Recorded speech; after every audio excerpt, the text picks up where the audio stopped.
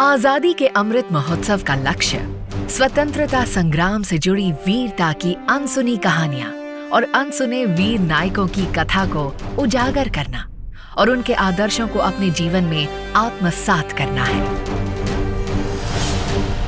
ये शौर्य गाथा देश में सदियों से घुले मिले कई जनजातियों में से प्रमुख भील जनजाति और उनके बीच स्वराज का बीज बोने वाले और उन्हें नई पहचान दिलाने वाले महानायक गोविंद गुरु की है।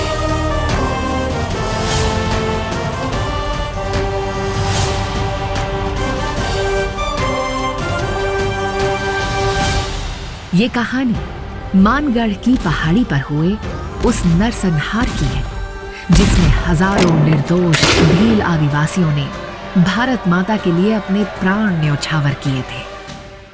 गुजरात की सीमा में मानगढ़ पहाड़ी पर स्मृति वन बना है जिसका उद्घाटन तत्कालीन मुख्यमंत्री और वर्तमान प्रधानमंत्री श्री नरेंद्र मोदी जी ने किया था। आज भूमि पर गोविंद गुरु ने प्रेरणा दी।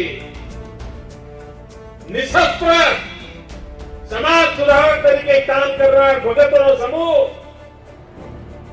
संप सभाना लोगों आ संप सभाना लोगों समाज सुधारવાનું કામ કરે અંગ્રેજ સલ્તનત સામે પોતાનો અવાજ ઉઠાવે અને ગોવિંદ ગુરુથી અંગ્રેજ સલ્તનત પકડી। गोविंद गुरु का जन्म 20 दिसंबर 1858 को राजस्थान के डूंगरपुर के बंसिया गांव में हुआ था। उनके नेतृत्व में भीलों का भगत आंदोलन शुरू हुआ था।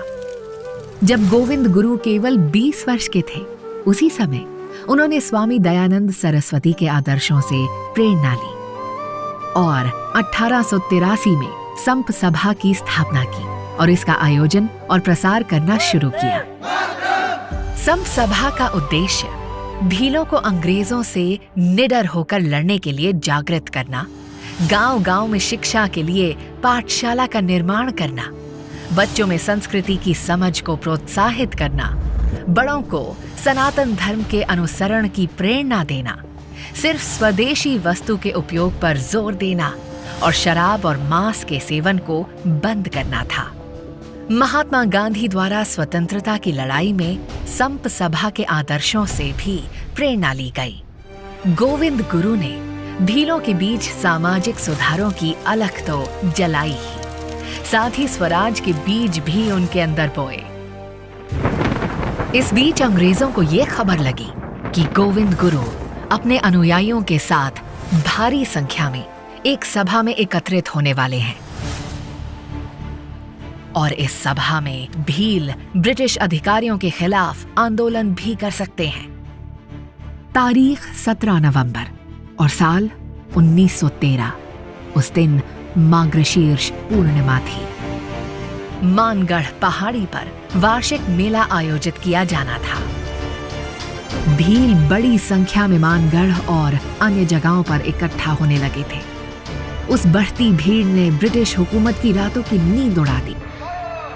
पुलिस ने कर्नल शटर के नेतृत्व में निर्दोष भीलों को घेर कर उन पर गोलियों की बारिश शुरू कर दी। ये भयावह त्रासदी 2 घंटे तक चली और 1500 से अधिक भीलों के लहू से ये पहाड़ी रंग गई। गोविंद गुरु को गिरफ्तार कर लिया गया। उन्हें फांसी की सजा हुई जिसे बाद में आजीवन कारावास में बदल दिया गया। गोविंद गुरु जी ने जेल से रिहा होने के बाद अपना शेष जीवन भील सेवा सदन के माध्यम से लोगों की सेवा में लगा दिया। उन्होंने भुरेठिया और गीतों के माध्यम से भीलों को जागरूक किया। जब पूरा भारत अंग्रेजों के खिलाफ छिड़ी लड़ाई में अपने अपने तरीके से योगदान दे रहा था, उस समय गोविंद गुरु अज्ञानता और अशिक्षा के जाल में फंसे आदिवासियों को जगा रहे थे और जला रहे थे उनके अंदर देशभक्ति की मशाल। ऐसे वीर को शत शत नमन।